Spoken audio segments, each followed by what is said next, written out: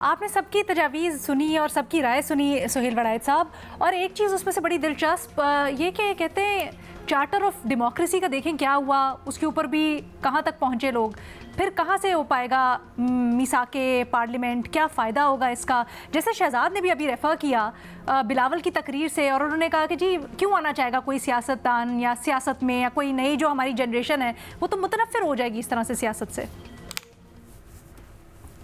नहीं, शहजाद साहब की राय जो है बड़ी साहिब है और बड़ी उसके अंदर बड़ा वजन है। लेकिन प्रॉब्लम ये है कि क्या सिर्फ हम मायूसी, अंधेरे, नाउमीदी, हर चीज में शक, हर चीज में शुबा, हर चीज के ऊपर सवाल उठाना, हर चीज पर एतराज करना, मेरा ये ख्याल है कि कहीं ना कहीं कुछ उम्मीद का दिया भी जलाना चाहिए। कहीं ना कहीं अगर कोई छोटा सा पॉजिटिव काम भी हुआ है, चाहे आज कोई उसका रिजल्ट नहीं है, तो उसको सराहना भी जरूरी है ताकि वो आगे चले।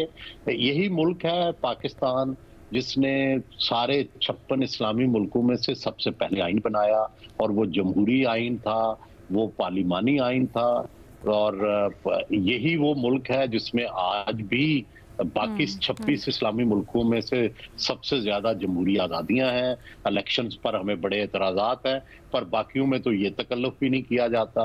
कितने 56 इस्लामी मुल्क हैं जिनमें से आज़ाद टीवी या आज़ाद सहाफत की इजाज़त है। कितने 56 इस्लामी मुल्कों में से कितने मुल्क हैं जिनके पास एटम बम है, कितने मुल्क हैं जिनके पास एक पोटेंट जो है वो आर्मी है, कितने मुल्क हैं जो बार बार एक आलमी प्लेयर रहे हैं। तो कुछ पॉजिटिव भी बातें। अच्छा, वैसे अगर इसी बात को आगे बढ़ाकर शहजाद के पास लेके जाएं जवाब के लिए, तो शहजाद जब मिसाके जमहूरियत हुआ उसके बाद हमने देखा कि दोनों पार्टीज काफ़ी अरसे तक, गालिबन 2014-2018 से पहले जब ये सारा का सारा मामला तहरीक इंसाफ वाला हुआ, तो उससे पहले चीज़ें कदरे स्मूथ चल रही थी। ऐसा नहीं था कि बहुत ज़्यादा सियासी लीडरान, पार्लियामेंट अपनी स्पेस कंसीड करती हो। फिर वो एकदम से हमने देखा कि पाकिस्तान तहरीक इंसाफ और उसका सारा प्रोजेक्ट आया। लेकिन इंटरेस्टिंगली जब पाकिस्तान तहरीक इंसाफ आई और खान साहब ने सारा आइडिया दिया, तो उसको तो यंगस्टर्स ने भी बड़ा उस स्टाइल ऑफ पॉलिटिक्स को पसंद किया, और यंगस्टर्स उसी सारे नारे पे, दावे पे, आर्मी चीफ कौम कबाब होता है, उन्होंने रिस्पॉन्ड किया और वो सियासत की तरफ बल्कि ज़्यादा राग़िब हुए। तो फिर ये कहना क्या जायज़ होगा कि मुतनफ़िर होते जा रहे हैं स्टूडेंट्स, या नए आने वाले सियासत से मुतनफ़िर होते जा रहे हैं इस पार्लियामेंट की वजह से?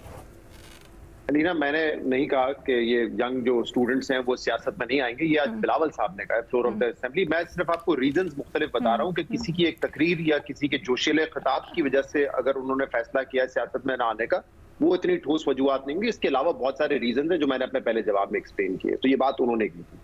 दूसरी बात, चार्टर ऑफ डेमोक्रेसी के बड़े फायदे हुए, बहुत अच्छा एग्रीमेंट था, आगे भी बढ़ना चाहिए था। दोनों पार्टीज ने उसकी वायलेशंस भी खूब की। हम मुख्तलिफ प्रोग्राम्स में बताते रहे कि ये दोनों पार्टीज ने डिसाइड किया था, उसकी खिलाफ वर्जी भी हुई है, पहले ऊंच नीच हो जाती है। ओवरऑल एक अच्छा डॉक्यूमेंट था। आज बिलावल साहब ने लेकिन क्या बात कही है कि चौधरी इफ्तिखार के टाइम पे साजिश होती रही हमारे खिलाफ, और पीपल्स पार्टी विक्टिम थी। उस वक्त तो कहीं एंट्री नहीं हुई थी इमरान खान की। जब गवर्नर राज लगा था पंजाब में, सलमान तासीर साहब मरहूम उनके वो गवर्नर थे, उस वक्त तो तहरीक इंसाफ का कोई राइज नहीं हुआ था, वो तो 2011 में हुआ था। तो ऐसा नहीं है कि चार्टर ऑफ डेमोक्रेसी के बाद इन दोनों पार्टीज में सब कुछ अच्छा रहा है। इसकी कई मिसालें मैं और भी दे सकता हूँ। मेमो कमीशन में नवाज शरीफ साहब ही चल के गए थे अदालत में, और जिसके बाद वो फैसला आया था कि हुसैन हक्कानी जो है वो वफादार नहीं मुल्क के। तो सब अच्छा नहीं है, लेकिन ओवरऑल एक अच्छा डॉक्यूमेंट है। इस बात को आगे बढ़ना चाहिए। मसला क्या है, मेरा मसला क्या है, मैं ये कह रहा हूँ कि हम बातें बहुत करते हैं। अलीना, यही लोग हैं, यही पार्लियामेंटरी भी पिछले कुछ हफ्ते के प्रोग्राम निकाल के देख लें, बुलडोज पे बुलडोज होते थे बिल्स। चाहे वो कानून अच्छा है, बुरा है, काला कानून है, बुलडोज करवा दो। ना कमेटी में बहस, ना पार्लियामेंट में बहस। ये नहीं हुआ आपके सामने? पीडीएम के आखिरी दौर में, आखिरी कुछ दिनों में कैसे कैसे बिल पास हुए, तहरीक इंसाफ के टाइम पे नहीं हुए। अगर आप सही मानों में पार्लियामेंट को वाकई हैसियत देना चाहते हैं तो ये ना किया करें। अच्छा, जब आपको अहकामात मिले तो आप इस दौड़ में लग जाएं कि कम वोट में ये बिल पास होगा, चाहे इस पे बहस हो या ना हो, चाहे कोई वोट करे कि ना करे, हम पास करके दिखाएंगे। 10-10 बिल पास हुए इस तरीके से, जहां पे रजा रब्बानी साहब खड़े हो गए, जहां पे जो दूसरे के पीपल्स पार्टी के फरतुल्लाह बाबर खड़े हो गए। सभी ने कंडेम किया था।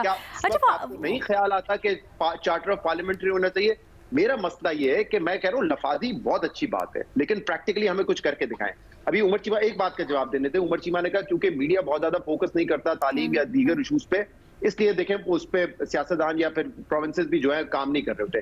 क्यों जरूरत है? आप और मैं जब अपने बच्चों को पढ़ाते हैं, हम टीवी देख के पढ़ाते हैं? क्या ये जो लीडर्स हैं जो पार्लियामेंट में बैठे हुए हैं, ये अपने बच्चों को बाहर नहीं पढ़ने के लिए भेजते? लेकिन जब एक आम बच्चे को पढ़ाना हो तो जब मीडिया कैंपेन करेगा, मीडिया जोर देगा कि 3 करोड़ बच्चा बाहर है, तब उनको ख्याल आएगा कि नहीं, हम अपने सूबों में जहां हम 15-15 साल से हुकूमतें कर रहे हैं, वहां बच्चों की तालीम के लिए कुछ बेहतरी लेकर आए। वहां पे जो बच्चों की सही है। न्यूट्रिशन है उसको सही करने के लिए हमें कोई झंझोड़ेगा तब आएगा। अपने बच्चों की तालीम के लिए जो हम फिक्र करते हैं, ये हुक्मरान की जिम्मेदारी है। आइन आपको पाबंद करता है कि आप दूसरों आम बच्चे के लिए भी, हर शहरी के लिए भी उसी किस्म की तालीम दें। ये ठीक बात है कि हम नहीं करते उसमें बात, लेकिन ये पाबंद नहीं है कि जब हम बात करेंगे तो उसका रिजल्ट आएगा तब वो ये काम करेंगे। अच्छा Shahzad, going back to the point जो आप कह रहे थे, आपने बिलावल की बात को आगे बढ़ाया, वो बिल्कुल यकीनन बिलावल ने कहा, लेकिन आपने इस तरह से आगे बढ़ाया था ना कि बिल्कुल क्यों यंगस्टर्स करेंगे यकीन, या क्यों सियासत में आना चाहेंगे जब साल दर साल हर आने वाला इलेक्शन रेग्ड होगा। और वो तो वो बात आपने बढ़ाई, उससे मुताल्लिक मैं पूछ रही थी ना कि ये तो इसकी तो बुनियाद जो पड़ी वो 2018 के इलेक्शन से हमने देखा ना। अगर वही देख ले 2018 के इलेक्शंस में जो यूथ थी उसने कितना पार्टिसिपेट किया, डिसाइडिंग फैक्टर पाकिस्तान तहरीक इंसाफ के लिए यूथ था, तो वहां से तो हमें नजर आता है कि बिल्कुल वो आइडियोलॉजी फर्क थी और उसके लिए पड़ा वोट और उनकी सपोर्ट पड़ी। मैं एग्जैक्टली ऐसे सवाल आपका नहीं समझा, लेकिन मैंने इसीलिए कहा कि हर गुजरता इलेक्शन, क्या 90 में दांती नहीं हुई, क्या मुशर्रफ के इलेक्शन में दांती नहीं हुई, क्या 2018 में नहीं हुई, हर गुजरते इलेक्शन के साथ, हर गुजरते वक्त के साथ हम नए जो है ना बैरियर्स अबूर कर रहे हैं। और जहां पे आपको आइन की हुक्मरानी नहीं नजर आएगी, जहां पे आपको लॉ एंड ऑर्डर नहीं नजर आएगा, ये हम हर वक्त के साथ करते जा रहे हैं। उसके बाद भी यंगस्टर्स और नए लोग सियासत में आए, तो क्या ये कहना जायज होगा? अलीना जी साफी साहब, देखिए, एक अगर हुकूमत मुखलिस है तो एक आगाज तो गुडविल जस्टिस के तौर पर इससे करना चाहिए कि जितने एमएनएज के खिलाफ या सेनेटर्स के खिलाफ मुकदमात कायम किए हैं उस रोज जलसे की बुनियाद पे, तो उनको वापस ले ले। आज भी स्पीकर से डिमांड किया जा रहा था कि उनको आप हाजिर करवा दें, लेकिन आज उनको नहीं बुलाया जा सका। तो मेरे ख्याल में ये जो इक़दाम था हुकूमत का, इंतहाई अहमकाना इक़दाम था। इससे बड़ा अहमकाना इक़दाम कोई नहीं हो सकता।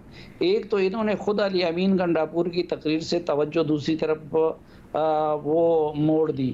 अब उनको चाहिए कि अगर वाकई वो ये चार्टर्ड वगैरह में संजीदा है, तो पहला काम तो उनको ये करना चाहिए कि जिन एमएनएस के खिलाफ मुकदमात कायम किए गए हैं वो वापस लिए जाएं और उनको काम करने दिए जाए। ये हुकूमत की तरफ से एक गुडविल जेस्चर भी होगा और इससे इस कमेटी के काम में बेहतरी भी आएगी। हो सकता है पीटीआई उस कमेटी में उनमें से कुछ लोगों को डालना चाहती है जो कि इस वक्त जिन पे केस बनाए गए हैं। सही है।